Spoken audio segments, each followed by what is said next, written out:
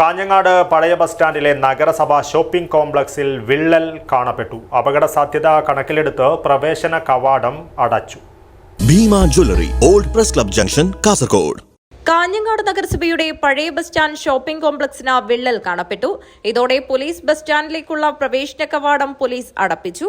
വാഹനങ്ങളും ആളുകളും bus stand shopping complex പരിസരത്ത് തങ്ങരുതെന്ന നിർദ്ദേശവും നൽകിയിട്ടുണ്ട്. ഇന്ന് രാവിലെയാണ് ബസ് സ്റ്റാൻഡിന്റെ പ്രവേശന കവാടത്തിനടുത്ത് വിള്ളൽ കാണപ്പെട്ടത്. ഉടൻ തന്നെ വിവരം പോലീസിനെയും നഗരസഭാ അധികൃതരെയും അറിയിക്കുകയായിരുന്നു. റോഡിൽ നിന്ന് ബസ്സുകൾ ബസ് സ്റ്റാൻഡിനുള്ളിൽ കയറുന്ന വഴിയുടെ ഭാഗത്താണ് ഷോപ്പിംഗ് കോംപ്ലക്സിൽ വിള്ളൽ കണ്ടെത്തിയിട്ടുള്ളത്. സ്റ്റാൻഡിനകത്ത് കയറുന്ന ബസ്സുകൾ ഷോപ്പിംഗ് കോംപ്ലക്സിന്റെ സൈഡിൽ ഇടിക്കുന്നത് പതിവാണ്. ഈ ഭാഗത്തിന് തൊട്ടുമുകളിലാണ് വിള്ളൽ പ്രകടമായിട്ടുള്ളത്. അറ്റകുറ്റപ്പണിക്കായി കഴിഞ്ഞ മാസമാണ് ബസ് സ്റ്റാൻഡ് അടച്ചുപൂട്ടിയത്. നിലവിൽ ബസ്സുകൾ പുറത്തുനിന്നാണ് ആളുകളെ കയറ്റുന്നതും ഇറക്കുന്നതും.